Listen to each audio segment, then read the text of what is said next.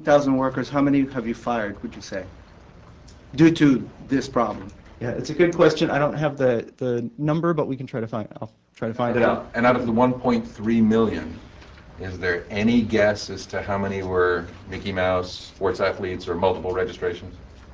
You know, it will be a small minority that were Mickey Mouse somebody falsifying it. It's going to be a very small percentage. There's a larger problem of duplicates of people who miss some information. So not all 1.3 will be brand new people who are on the rolls. There's lots of human error that factors in the process. You know, we're actually working on my day job on all kinds of databasing. We scan and database the cards and match them against voter files to try to have a real answer down to the demographics in the city and the state at the end of this. It probably won't be until after the election is over that I can tell you exactly how many by name in what state. Kevin, you talked about the QC efforts that so in general, organization-wide, what's the percentage that those QC folks see as problematic? You know, when they scan 1,000 registrations, of those, what percentage do they typically find problems with that they then, you're saying, red flag and then give to the Secretary of State's office? You know, I would have to, I want to not give a number that I can't back up, so I'm going to give you my email address, actually. It's kwhelan, W-H-K-W-H-E-L-A-N,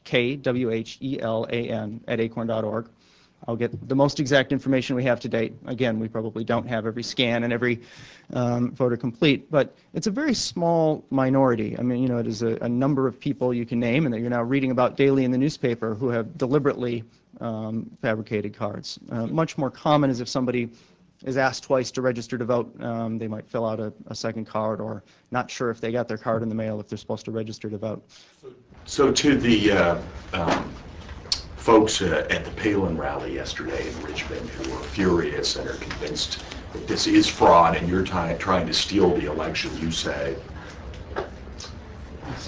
Gloria, do you want to say anything more general on behalf of ACORN? You know, America is the most wonderful country on the planet, and we have been sort of incarcerated by a very unfortunate season of mudslinging.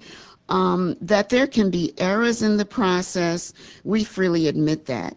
But we are fiercely patriotic, and it is in no one's best interest. The voter franchise was bought in blood. Viola Liuzzo left 5 motherless children.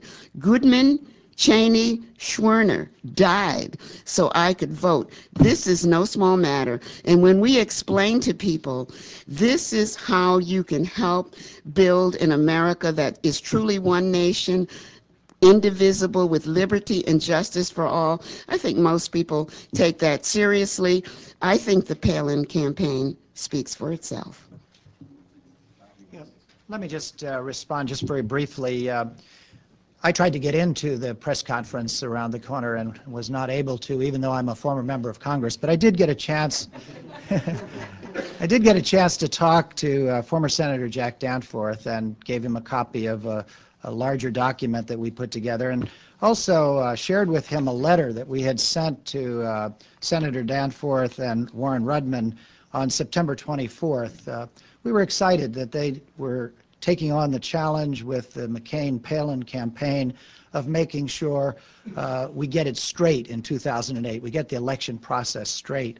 But you'll see in that letter that we put together that we also saw flyers, and in fact these flyers reemerged last week in Philadelphia, sent around in minority communities telling people that if they have a traffic ticket or if they have not paid their child support, they'll be arrested at the polls, a way of suppressing the vote. All of you, I think, know of the unusual tactic that was used several years ago where someone sent out a flyer saying there's so many people registered to vote, Republicans vote on Tuesday, Democrats vote on Wednesday. There are an awful lot of voter intimidation and tactics, including all the ID laws that are out there.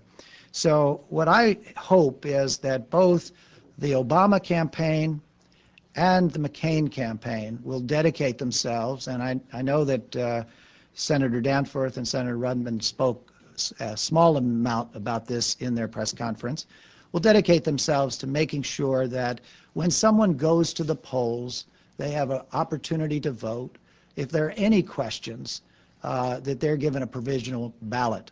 And for those of you who are investigating these issues in terms of registration at the front end, also remember that there are, in many states, minimum wage workers who are taking the data off these cards, typing them into computers, and if one letter or one number is off, particularly in states like Florida, those people are challenged at the polling place. We have a lot of work to do to make sure that not only can we make voter registration easier, but also can we, in fact, encourage more of our citizens to take advantage of voting. And as a nonpartisan organization, Common Cause would urge both campaigns, Obama and McCain, to rededicate themselves to making sure that people this year get an opportunity to vote. Can you elaborate on, I'm with CBS News, can you elaborate on your relationship to Senator McCain? His participation in the organization, the event that he attended. Senator McCain, yeah, there's, I think, some material here about that. Senator McCain spoke at a rally that ACORN helped organize and co-sponsored in Florida in support of comprehensive immigration reform. He was quite friendly to our ACORN members in that rally, so we just assumed he was a friend of ours before he decided he wasn't.